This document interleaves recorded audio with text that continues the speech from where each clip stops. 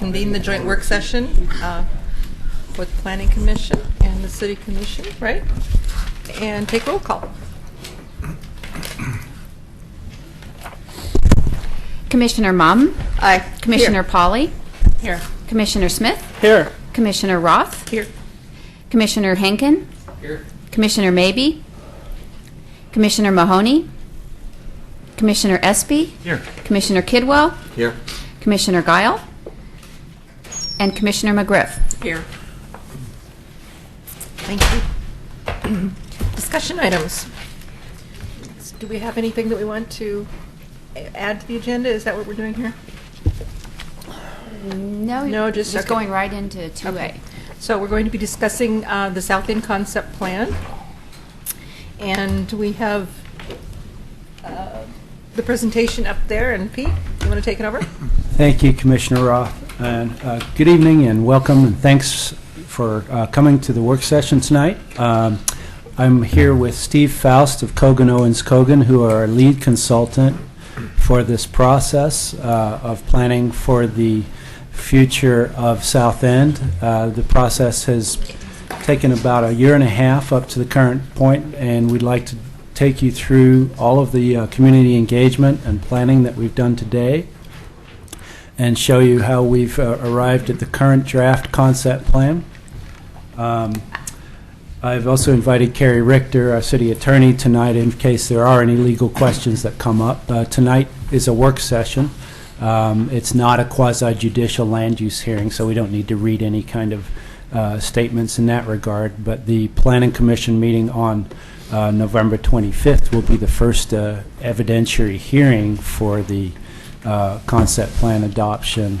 And the orange postcards that were sent out a few weeks back included the date for this work session on them as well. So we do have members of the public here who are listening and watching on television to learn about the concept plan.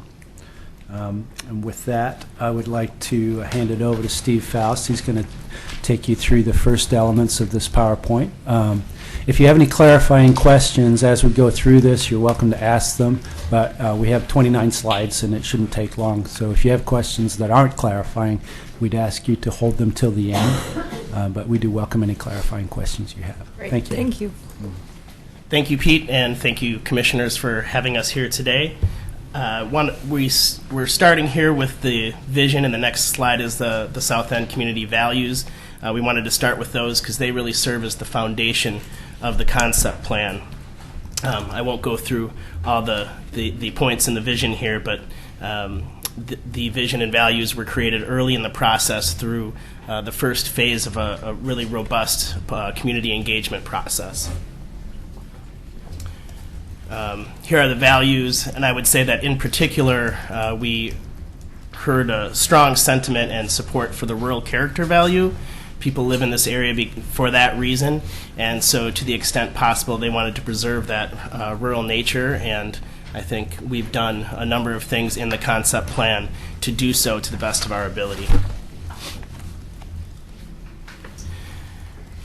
The community engagement effort was led by a 17-member community advisory team. We had 19 slots open, but we're really able to maintain a 17-member committee. The slots consisted of county residents, city residents, representatives from various city committees,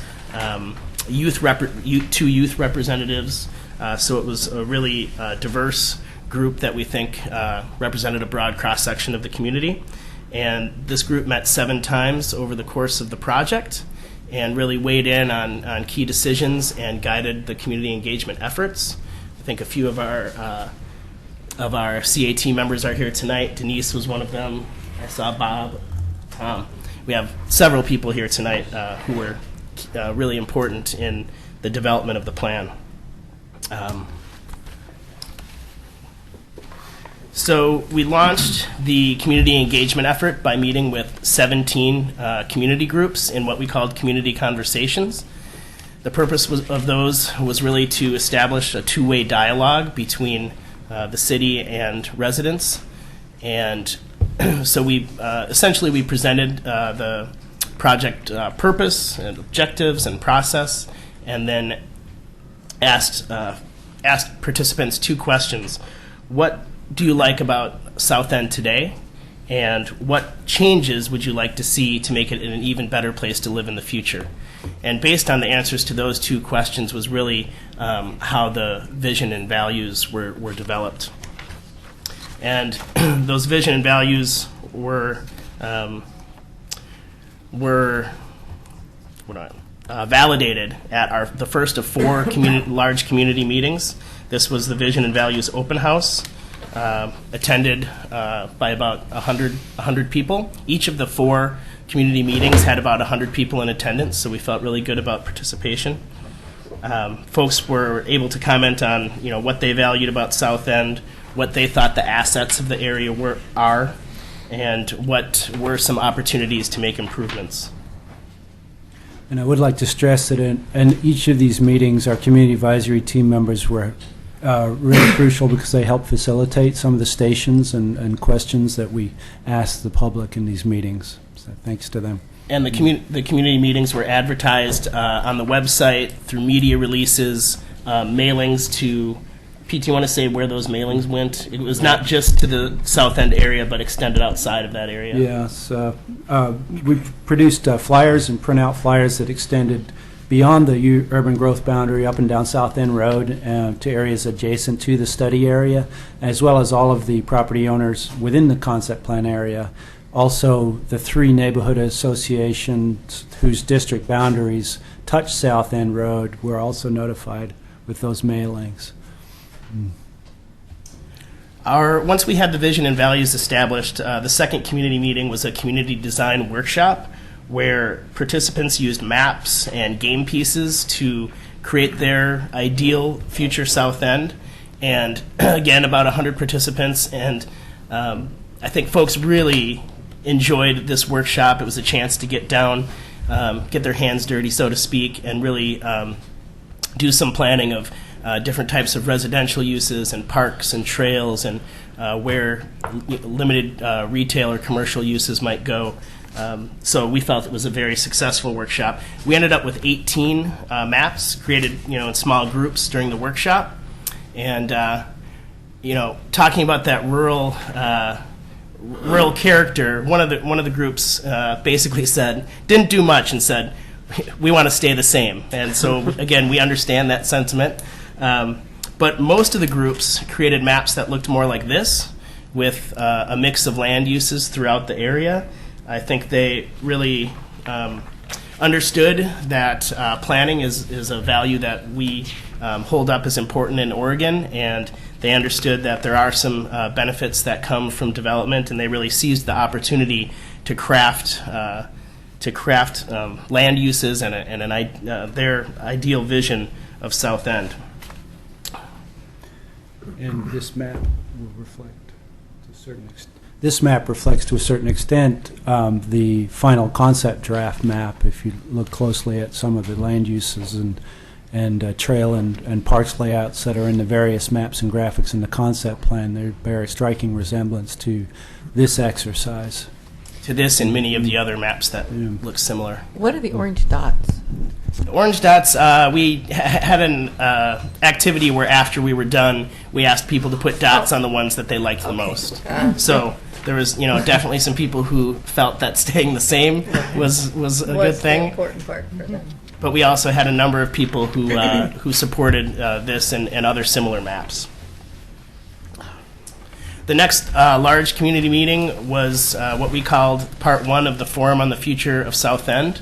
We took those 18 maps and used them to develop 3 concept alternatives. They were really the basis of these 3 alternatives. And we asked participants in this Part 1 forum to not to tell us which one they liked best, not to rank them, but rather to tell us which aspects of the 3 different alternatives they liked best or they didn't like. And we took those comments and used them to create a hybrid alternative, a preferred alternative, which is the basis of the community design concept that you see on the wall over there, and that is featured in the plan. And folks were able to comment on that at part 2 of the forum, which was held outside at McLaughlin Elementary on June 1st. For anyone who was there, there were strawberries and ice cream, so I think we had a pretty good event, and again, a good turnout of approximately 100 people. Go ahead. Okay. So here is the diagram, so you can see it in greater detail. It's also on the wall, and I'm going to go through some slides that describe the map. So do people have handouts as well? They've Or got no? this on On the screen? Okay. Well, I'll flip back and forth as, you know what, I can talk to these things and flip back as needed. So one of the key elements is the natural features. And we wanted to preserve contiguous natural spaces and wildlife corridors. As most of the wetland areas that I'll show again in just a moment were preserved, with the exception of several small or road connections across the narrow points of these features that are kind of critical for connectivity. So you can see kind of the green, the loops of green, and a good portion of those are natural features that are preserved in the plan.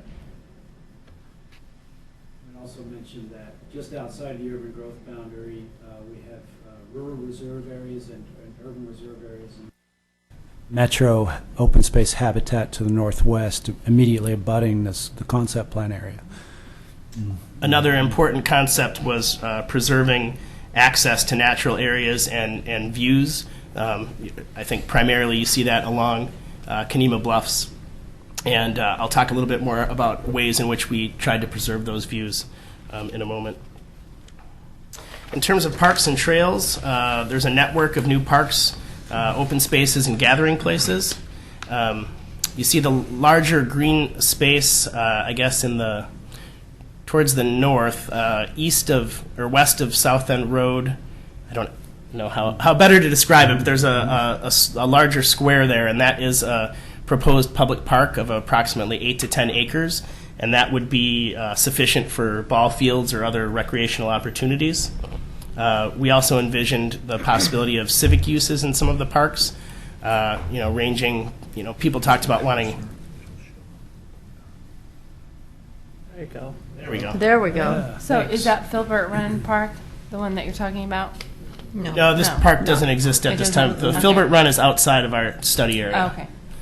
So this is a proposed new park. And I should mention at this time that all the features that you see here are conceptual in nature. So these aren't necessarily exact locations, but really exactly that, conceptual. So this is that proposed 8 to 10 acre park.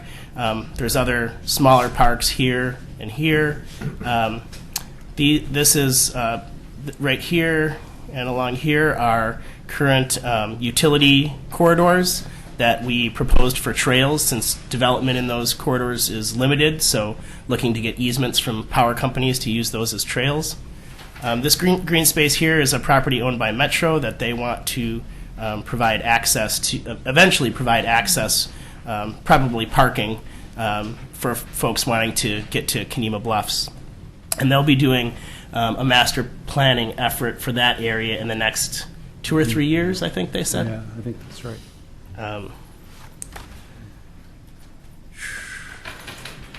Another important concept that we wanted to include, and it doesn't really show up on the map, but several folks, communities, housing developments that have private open spaces were concerned that this plan would somehow take those private open spaces and make them public. And so we assured them that those private open spaces would be preserved for non-public uses. Okay.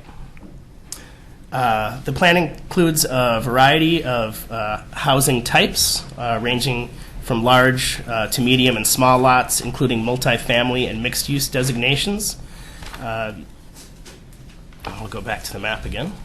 You can see that the darker colors, the yellows and the darker yellow, are situated along South End Road, and those are the smaller lot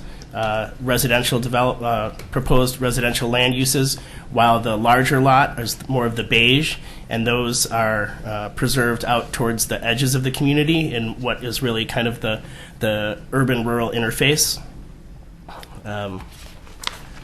Also, we have some limited neighborhood commercial uses along South End Road. These two commercial nodes would, at Forest Ridge Lane and Navajo Way, would primarily serve this area and adjacent neighborhoods, and would be well-designed, walkable neighborhood commercial areas.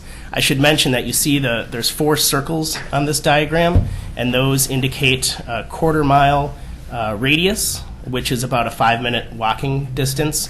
So in our planning, we tried to conceptualize and put those nodes within a 5 to 10 minute walking distance of the entire plan area. In terms of transportation, we planned a complete road network that promotes connectivity and increases travel options, and also helps relieve some of the pressure that currently and is anticipated on South End Road. So by providing people other ways to get around other than just South End Road, there'll be a complete set of pedestrian and bicycle improvements, including new sidewalks, pathways, and bike lanes. What you see here is not specific, but a representation of a cycle track that we proposed for South End Road that would separate bicycle traffic from vehicle traffic in order to make it safer. I think safety along South End Road was a consistent theme we heard throughout, especially near McLaughlin Elementary, and we tried to take that into account as much as possible. South End Road is envisioned as a 3-lane arterial in the concept plan, and that coincides directly with the concurrent transportation system plan effort that was ongoing. And I'll go back to the map again. There's also 2 what we call family-friendly streets you can see to the west of South End Road. The eastern of the 2 would be designated as a collector, so that would come with dedicated bike lanes. Could you point that out, please? I sure can. I forgot I had that capability. So this is the one that would be the collector, Okay. and this is just another family-friendly road. And Pete, can you remind me of which of these 2 is in the TSP? easternmost one. This one is, the collector. So this is also in the transportation system plan, to right here. And what is defined as family-friendly? Yeah, what they're talking about in these situations is a low-stress way to get to where you want to go, and provides an alternative to driving a car, and which has either a bike lane on that street or a bike lane on an adjacent street parallel to it. And that's the idea. The idea is that there's more options for bicycles and pedestrians than currently exists, and which would be built into the area as redevelopment occurs. Yeah. Do you guys have street sections for each of those? Okay. Yes. I thought I saw those Yeah. somewhere, but I wasn't. Yeah, the Okay. plan includes a complete set of street sections which are tied to adjacent land use, so Okay. that they're context sensitive, is what they say, and would prevail over the current adopted street section in the standard transportation system plan. Are most of them in the existing right-of-way, or would you need some? No, some of these are going to require additional Some addition, right-of-way okay. dedication in order to work. Yes. All right. Yeah. And those street sections are included in the appendix to the document. Okay, great. Thanks. So are those 2 roads extensions of current roads now? In the case of Navajo Lane, one is, there's a, let me point where that is. If you look on our current plan, I believe it is in this location, there's a street stub here and here. So wherever possible, they attempted to connect where it made sense. And the idea is that these would be further refined. They tried to distribute them equitably between tax slots, so that you wouldn't have to bear the burden of dedicating entire right-of-way, if it's possible to do a half street, which is the way we try to do things. But in some cases, there are large parcels where you simply can't avoid doing that. But at least you've got this concept plan to guide that. Right. few other notes on transportation. This road here is envisioned as a slow, narrow road that fronts the bluffs. And the idea there is that development would face this road, and what that does is preserve access to views and to natural areas for the entire community, and not just several property owners that own property right there. We also, as indicated in the TSP, have proposed roundabouts at several major intersections, and not only do those facilitate the safe movement of traffic, but also we think preserve some of that rural character that we talked about earlier, as opposed to having traffic lights. And then again, you can see we've optimized the number of connections. We didn't draw in the entire streets in this more conceptual diagram, but really creating a grid or a network of streets that relieves the burden off of South End Road and provides safe travel options.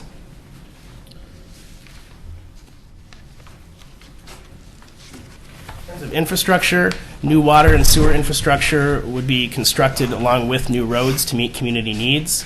And then stormwater retention ponds and swales have been identified along natural features at the edges of the plan area.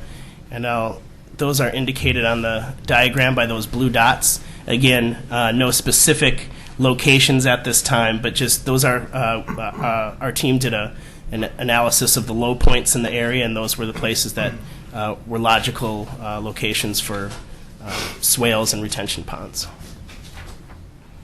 Okay, now we get to implementation. And I should mention, we forgot to mention that we're going to do our best to answer any questions you have, but if there, our whole consultant team isn't here, so if there are any that we are unable to answer, we'll write those down and get back to you with answers to those questions. So, and finance is one of those areas. I'll do my best here. So the estimated total cost of public facilities in the area is approximately $72.4 million. And this equates to somewhere between $3.69 and $5.11 per gross buildable square foot. And that's public. That is total infrastructure cost, not just burdened on okay. the public, no. Okay. Total infrastructure cost. Okay. And that is comparable to other urbanizing areas in the region. The city will need to consider new funding sources in addition to SDCs for some components of the plan, including transportation, parks and trails, and stormwater, and possibly sewer, as we'll talk about in a minute. And the plan identifies potential funding sources, including a supplemental parks SDC, a citywide parks utility fee, or a stormwater subbasin SDC and or reimbursement district.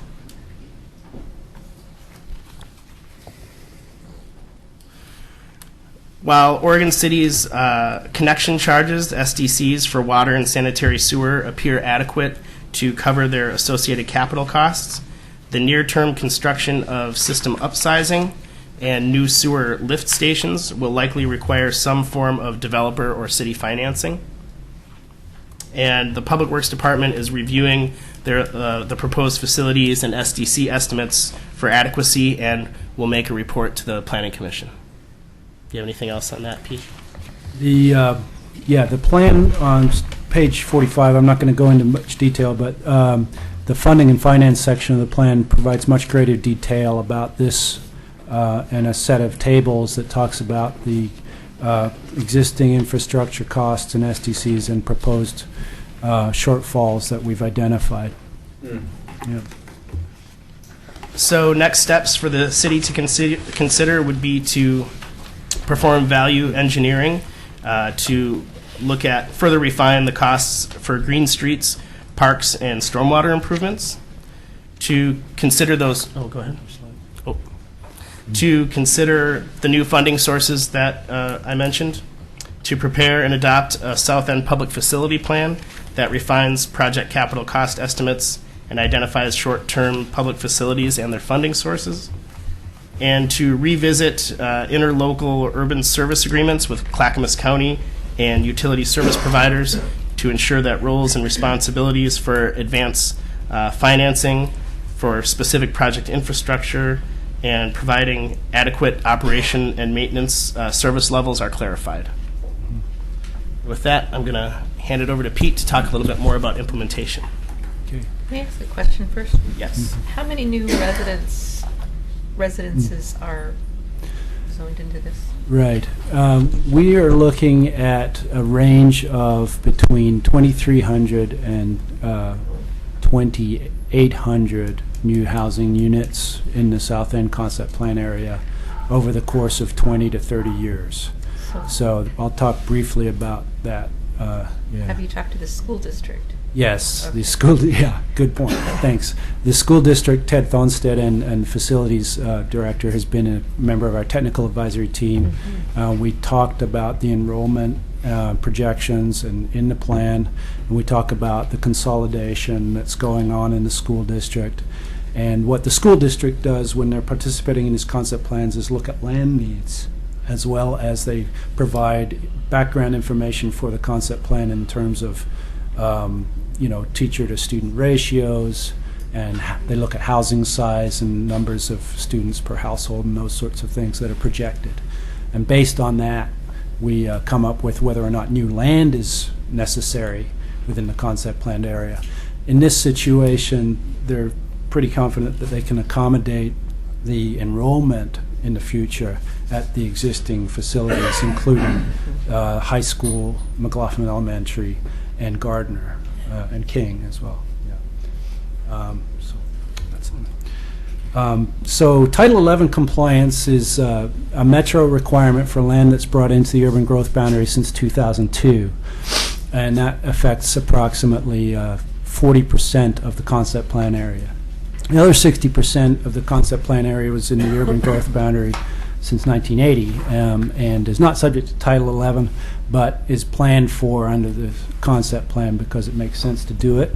I'll talk briefly here about Title 11 compliance. And this plan meets the requirements in Title 11, and that includes provisions for annexation to the city, provision for diversity of housing stock. The plan needs to provide for, and by provide for I mean have the capacity for upon zoning and annexation, at least 10 units per acre, net developable acre for the 2002 expansion area. And the area that was brought into the urban growth boundary prior to 2002 does not have that density requirement, but it does have a density requirement based on the metropolitan housing rule, which is less, of 8 units per acre. So what we get to do is to take those density calculations and spread them throughout the planning area among a variety of housing types, single-family residential, of various lot sizes, medium density residential, duplex, quadplex, and multifamily, in order to meet the overall housing unit numbers that are projected for the area. And there's a detailed report in the plan that talks about that. We need to provide the availability of housing that is potentially affordable but without public subsidy, which means that that range and diversity of housing types is important.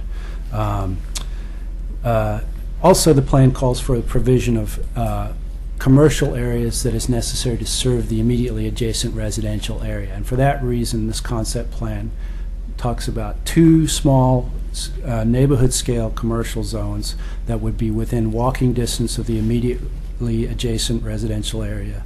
Those zones would potentially provide amenities like small scale bakeries, shops, offices, laundry, dry cleaning, and those kinds of professional offices.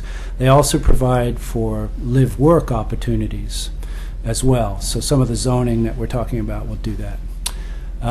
The conceptual transportation plan dovetails with the recently adopted transportation system plan. So many of the improvements that were identified in the transportation system plan within the concept plan area are discussed in more detail in this concept plan area, except that we also have street standards, which Commissioner Espy brought up, which are specific to the concept plan area and which would be used to help plan local street networks when and if development occurs in the concept plan area.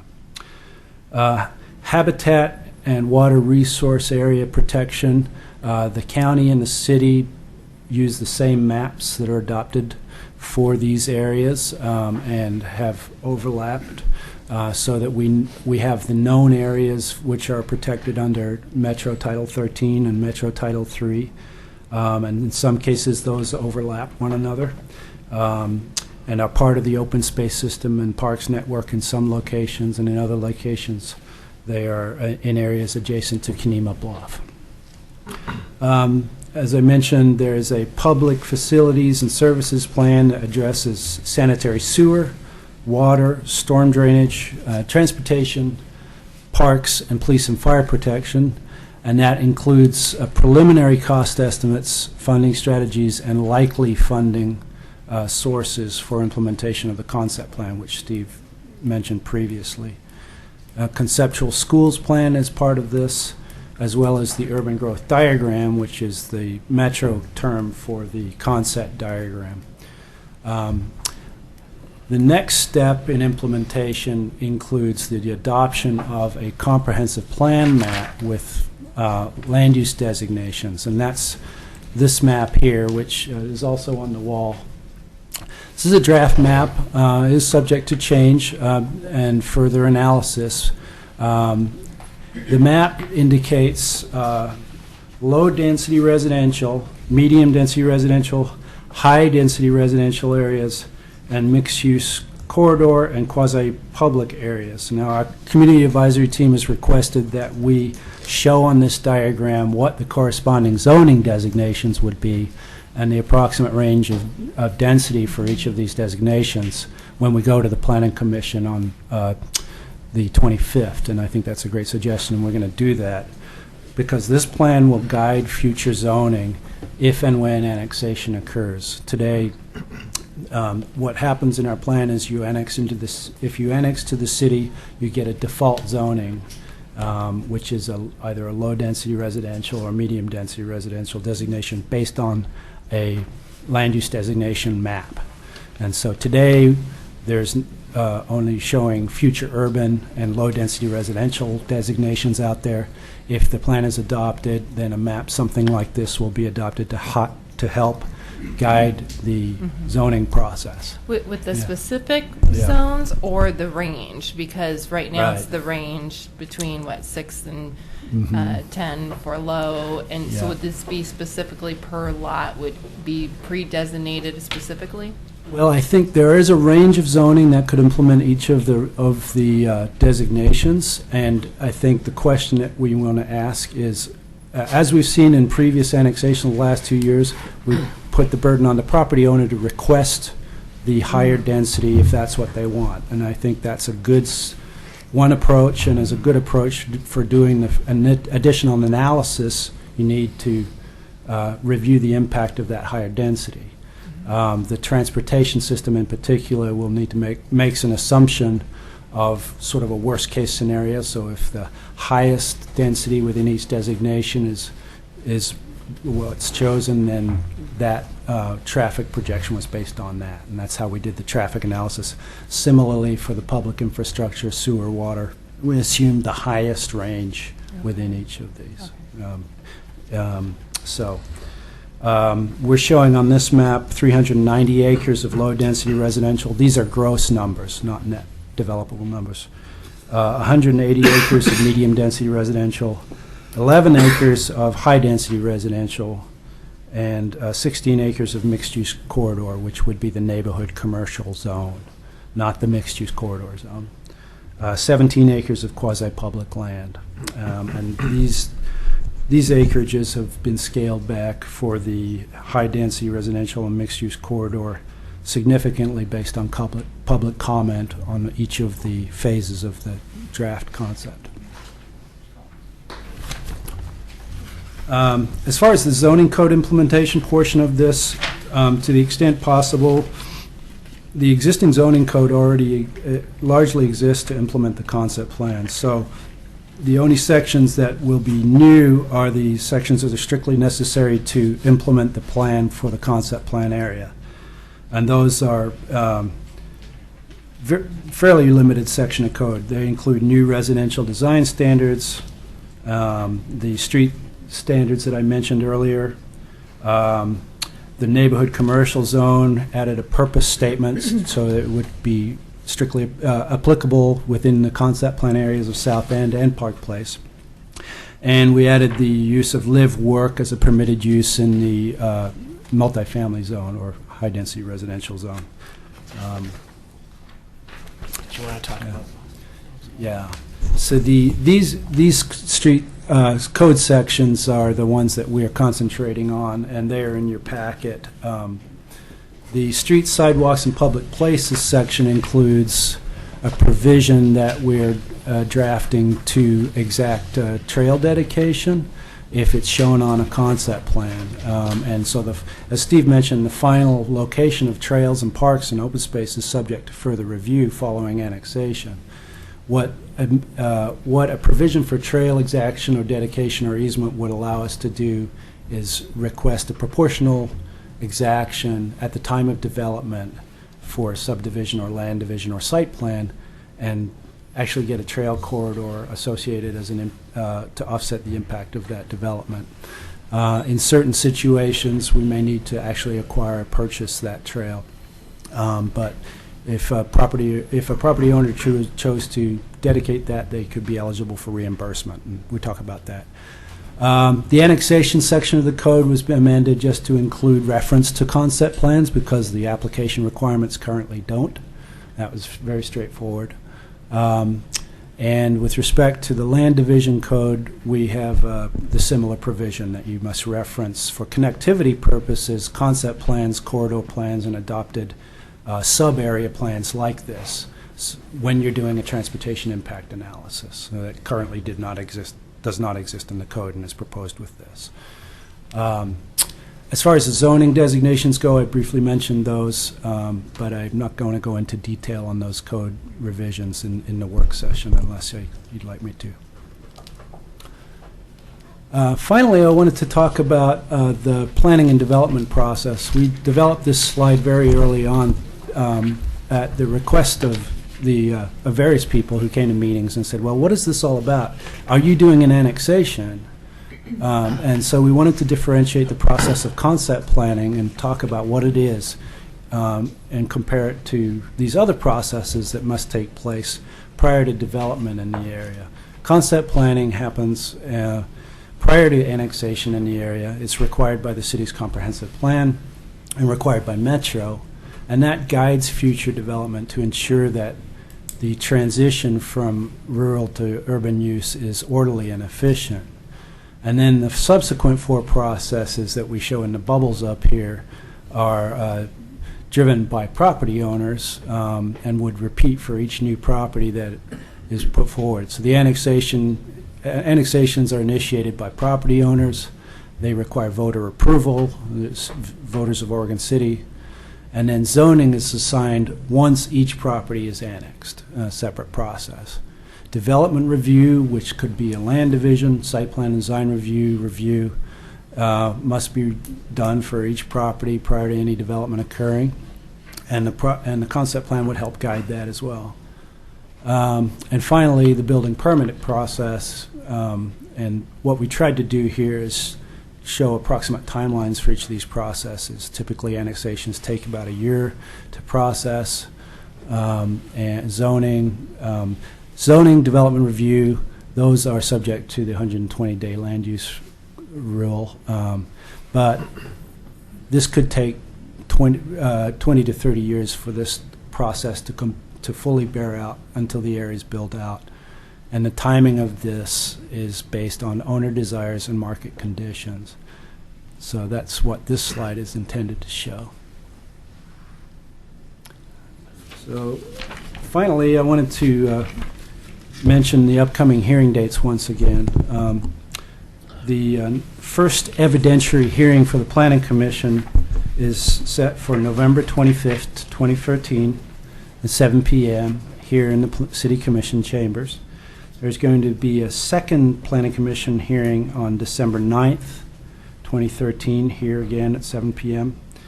The first evidentiary hearing for the City Commission is set for January 16th, 2014. And there's a second City Commission hearing date on February the 5th, 2014. But the first evidentiary hearing dates are the dates that are listed on the orange postcard that was sent out to all the property owners in the city as required by state law. We also sent the orange postcard to every property owner in the concept plan area, as well as to areas that abut South End Road outside the urban growth boundary as well. So there were 10,500 of those postcards mailed out, and we provided a notice in the newspaper and in the Trails News, as well as on our city website about the upcoming meeting dates as well. So thank you for listening, and I'd be happy to answer any questions or you might have. Does anyone have any questions? I don't see any names here on the... Pete, I was just curious. I noticed that between the concept plan and the comprehensive plan amendment, there's not a direct correlation Right. of the proposed density with the two different plans. Is that something that you're Yeah. looking to reconcile? Yeah, so what we tried to do on the comprehensive plan is follow tax lot lines, and so the boundary jogs in and out. We need to do an additional analysis to make sure that the overall density throughout the concept plan area that's provided for on the comp plan matches the analysis and density calculations that are shown on the concept plan. So there's supposed to be as much similarity as possible between those areas. What we tried to do was avoid split designations on a parcel. In some places it's unavoidable, though, particularly along South End Road, where you're trying to promote a neighborhood commercial area. In those situations, we expect that in the future there may need to be some lot line adjustments that occur at that time to deal with that. But that is the comp plan is an implementable land use document. It's shown as largely residential designations. It's not showing open space designations, for example, where we've shown open space designations on the comp plan. We'll still use on the concept plan. We will use the concept plan and the comprehensive plan as a guide when we're reviewing annexations, future development proposals, and those sorts of things. And so the concept plan is subject to features that are shown on that are subject to change based on further site planning and design review. Thank you. Thanks. Any other questions? Pete, at the end of your presentation, you said something about the notifications, just so I understand. So that went out to, something requires you to send it out to everybody in the whole city? Yeah, there's a land use notification requirement called Measure 56 in Oregon that states that when a proposal for a comprehensive plan or It's for plan the amendment, comprehensive plans? Yeah. Okay. or zoning change, either or, is proposed that may change the value of property, the notices go out to every property owner in the city, and they must state that this may change the value of property. So what happens as a consequence of sending the notice out is people call the planning department, and the first thing we'll try to do is determine where the property is in relation to the concept plan, and then make a more direct observation of that. And you can say that land within the concept plan area will experience more of a direct change in value when it's annexed and subsequently zoned than land outside the concept plan area, because no land is being zoned outside the concept plan area. And I want to stress that this is not a zoning plan. These are not zones with this comp amendment. They are strictly land use designations that guide future zoning following annexation. I guess I Yeah. think there was a lot of confusion because a lot Right. of people up in Park Place, Mhm. Trailview area, were asking, why are we getting these? What does this have to do with Sure. South End impacting our properties over there? Yeah, development within the concept plan area will undoubtedly have indirect effects on people outside Everywhere. the concept plan area and everywhere, right, because of additional vehicle trips and those sorts of things. And that's why we're doing the concept plan, in order to Thanks. Adjust for those impacts, yeah. Pete, does Metro project the population, these areas? And if so, what do they projected population be on total build-out? They do an initial projection when they look at the expansion of the urban growth boundary regionally. I think when Metro first looked at this area with the 2002 expansion, they actually looked at a larger area for UGB expansion, and it was approximately 600 acres as opposed to the 200 acres that ultimately was added from 2002. And I think they do a very rough, low-density projection, and I think it was on the margin of like 1,500 new units based on tax lots. So they might have done an analysis based on like a 10. I'm not sure what density they use, but they do an initial projection. But the actual net density requirement requires that you do a buildable lands analysis in much more detail, and then base your density analysis following your buildable lands analysis. So we're looking at a net buildable area here of approximately 286 acres, and then that 286 acres will be developed in various land use categories. And So we don't know the approximate souls on board, so to speak. Well, our analysis shows between 2,300 and 2,800 units from the extreme low density of within each category to the highest density within each category. Metro's requirement would be for, I believe, 2,800 units or thereabouts to have full compliance with Title 11. And then as far as making a finding of substantial compliance, the city would have to justify something less than that based on various rationales, including provisions for accessory dwelling units in homes, for example, provisions for additional land citywide that can accommodate any kind of density shortfall and that kind of thing. But Well, it seems to me that population is going to be an important factor, especially with the school Absolutely. district. Have they expressed any interest in locating a school in this area? No, they haven't, because the the existing facilities, as far as school lands go, will be sufficient. We've got McLaughlin Elementary right there.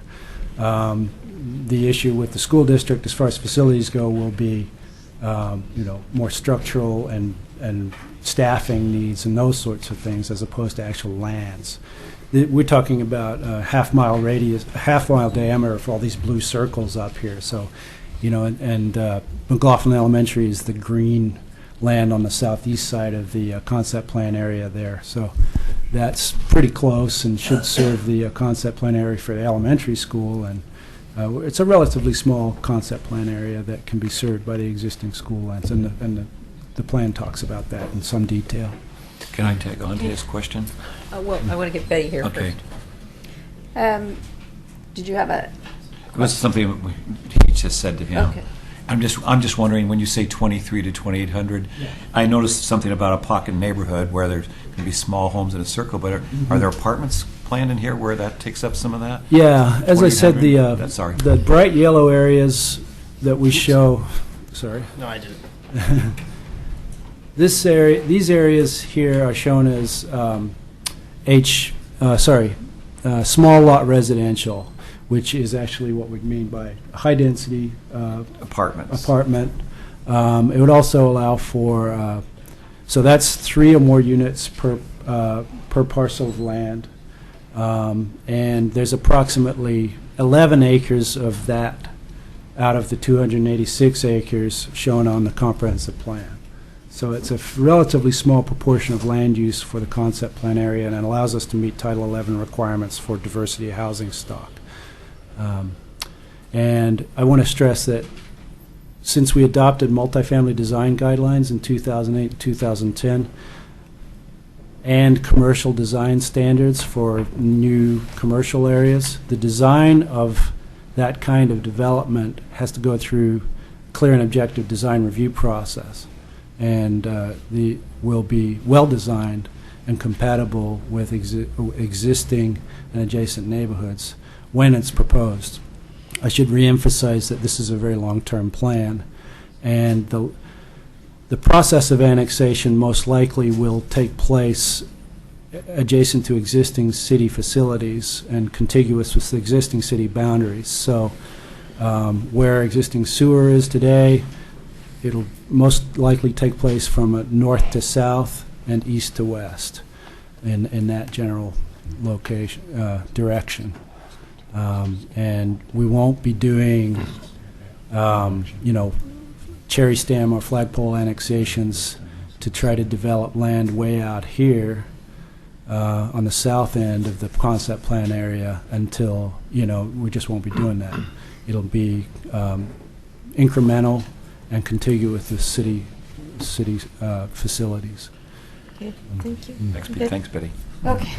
Okay, so just wanted to clarify, I think the school district will be happy to have more families because they have had to close another school in that area, or 2 other schools in that area, that they'll probably be happy to have growth happen. My question is, right now, you can go travel down South End, and you can get down to the Canby area, down to 99. That property down there does not belong to Oregon City. It's county. So even if you have South End as a 4-way highway, it's going to bottleneck down there. So what is your plans to fix that issue?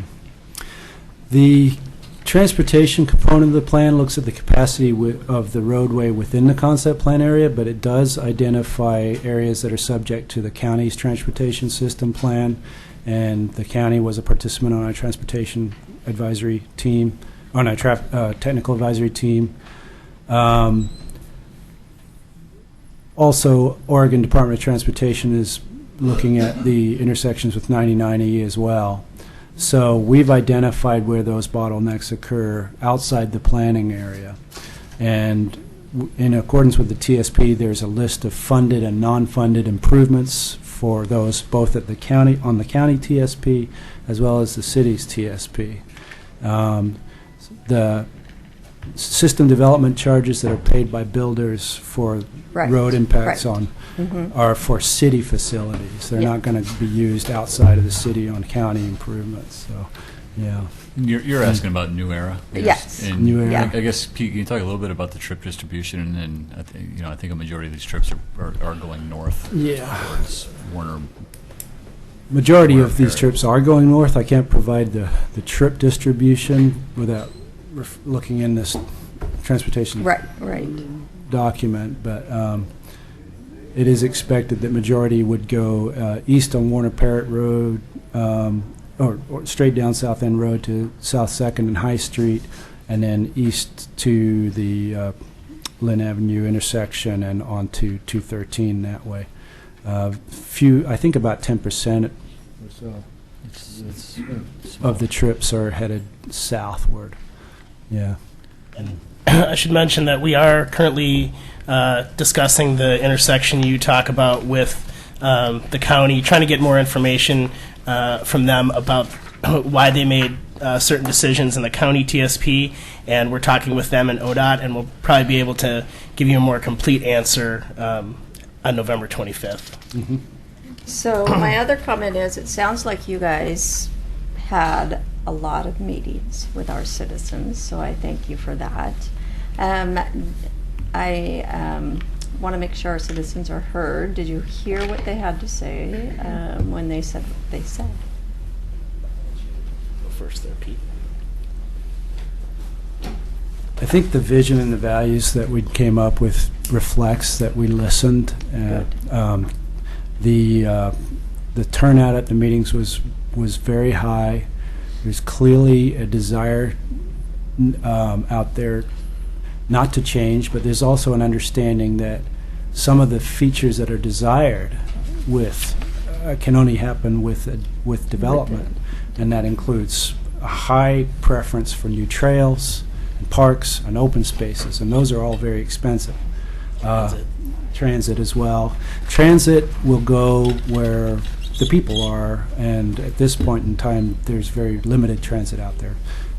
Similarly, in 20 years from now, the demographic and the housing demand in this area will have changed somewhat, and the plan has to respond to that. It has to cater to existing and future residents within the concept plan area. We clearly heard that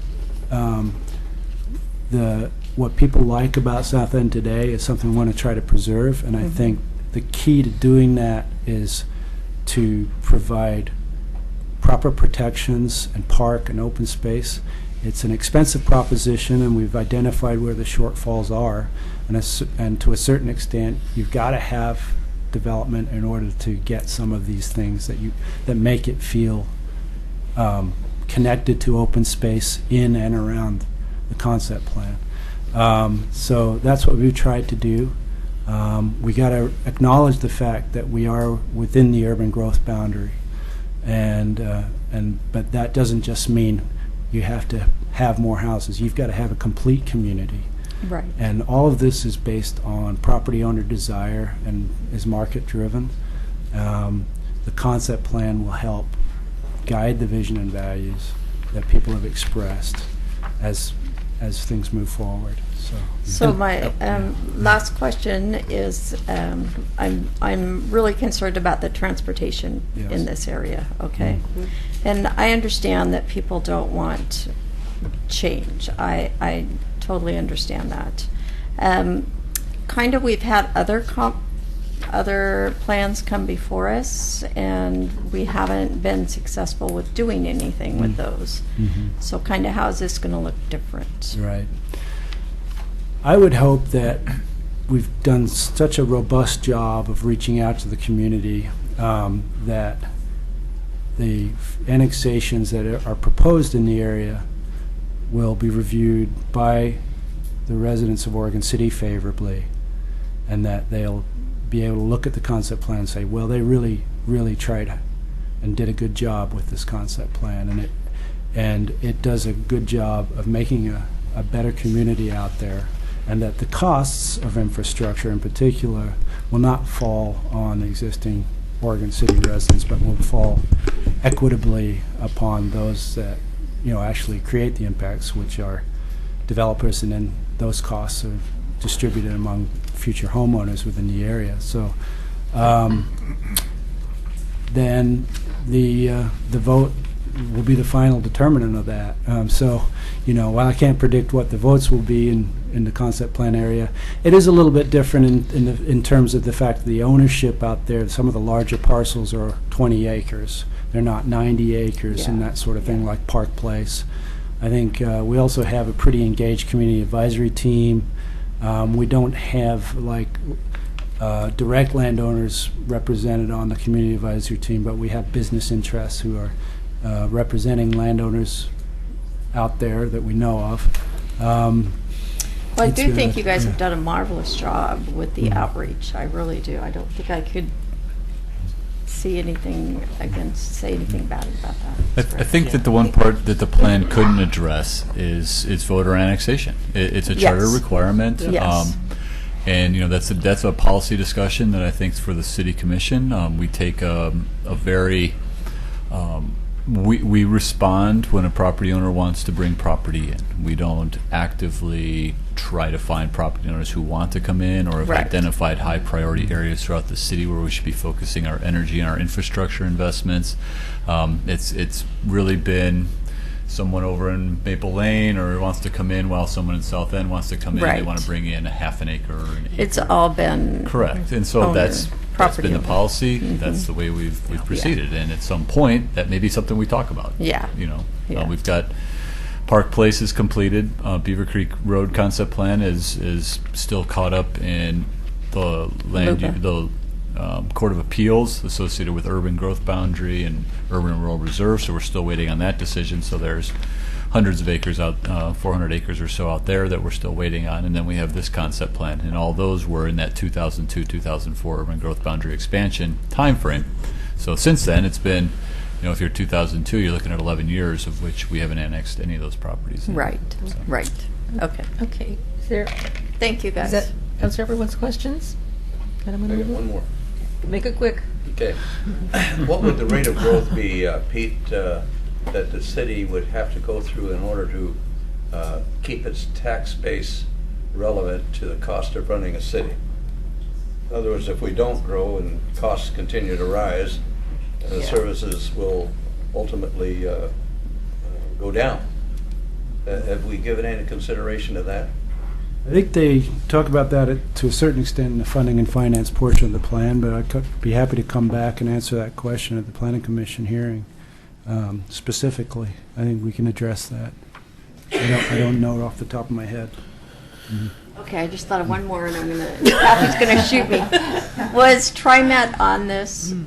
Is TriMet been Yes. involved? Okay. They've been Because you know Bus to Services. two of our technical advisory team meetings and have been apprised of all of the Okay. latest drafts. Yes. Perfect. Mhm. Thank you.